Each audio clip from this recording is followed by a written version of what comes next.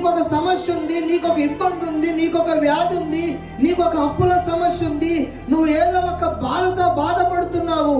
అయితే నీకున్న అవసరతలో, నీ బాధలో మనుషులు ఎవరు నిన్ను కలవరు. కలుస్తారా? మనుషులు ఎప్పుడు కలుస్తారు చెప్పండి? అన్ని ఉన్నప్పుడు కలుస్తారు. ఒకవేళ చిన్న చిన్న వచ్చినప్పుడు మనుషులు నిన్ను కలవచ్చు.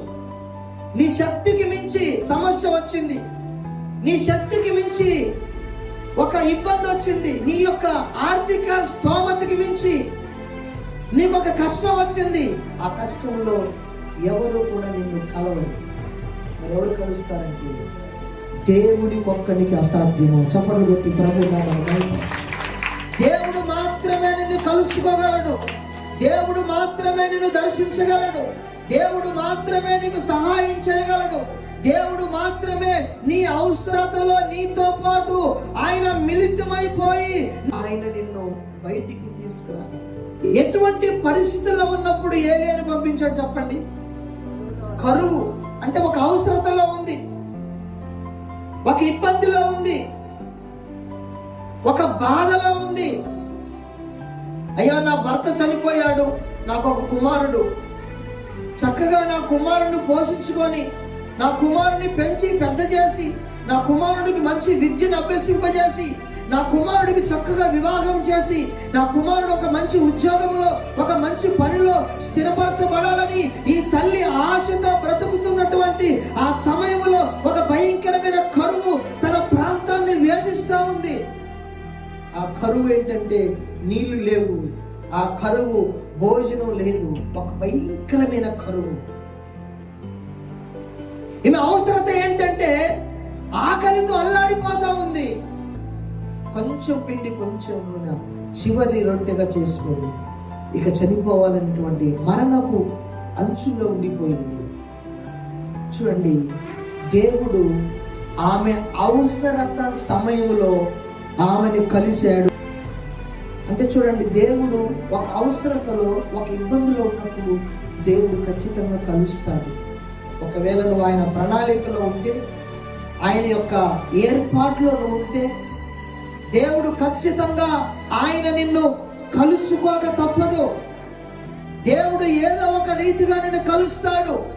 ఈ సారెపేతు విధవరాలు, ఈ వితంతువు, ఈ భర్త లేనటువంటి స్త్రీ, ఈ ఒంటరి మహిళ కరువులో తన కుమారుడు తాను చచ్చిపోయే పరిస్థితి వచ్చింది, చివరి దశ వచ్చింది.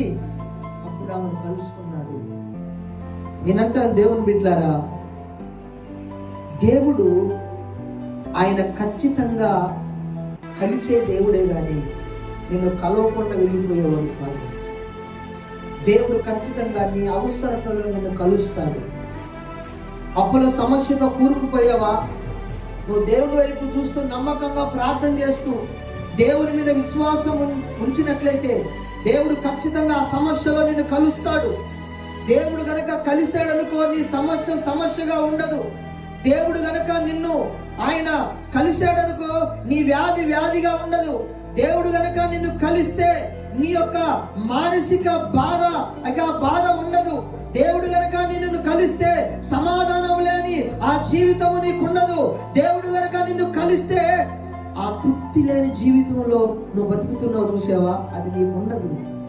దేవుడు ఎప్పుడైతే ఏమైనా కలిశాడో, ఏలియా ద్వారాగా, ప్రవక్త ద్వారా దేవుని వాక్కు ఎప్పుడైతే ఏమని కలిసిందో, ఆమె ఇంట్లో ఉన్న కరువు అంతా పోయింది. దేవునికి స్తోత్రం, హల్లెలూయా. ఆమె ఇంట్లో ఉన్నటువంటి లేమి అంతా పోయింది. ఆమె ఇంటిలో ఉన్నటువంటి నీరు లేని కొరత పోయింది.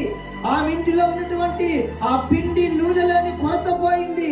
3.5 సంవత్సరాలు ఆమె కుమారుడు అద్భుత రీతిగా పోషించబడుతూ వచ్చి, దేవుడు కలిసిన జీవితాలు అద్భుతంగా ఉంటాయి. ఏదో ఒక రోజు దేవుడు నిన్ను కలుస్తాడు. ఈరోజు నువ్వు ఏ బాధతో బాధపడుతున్నావో నాకు తెలియదు, ఏ ఇబ్బందుల్లో ఉన్నావో నాకు తెలియదు, ఇతరులకు చెప్పుకోలేనటువంటి పరిస్థితులు ఉండాలని వెళ్తున్నావో నాకు తెలియదు. పక్క వాళ్ళకు చెబితే, ఈ స్థితిగతులు చెబితే నా గురించి ఎక్కడ చెడ్డగా అర్థం చేసుకొని, నా గురించి ఎక్కడగా ఏమైనా మాట్లాడతారని ఆ బాధను నీలో నీవే పెట్టుకొని కుమిలిపోయి బ్రతుకుతున్నావేమో.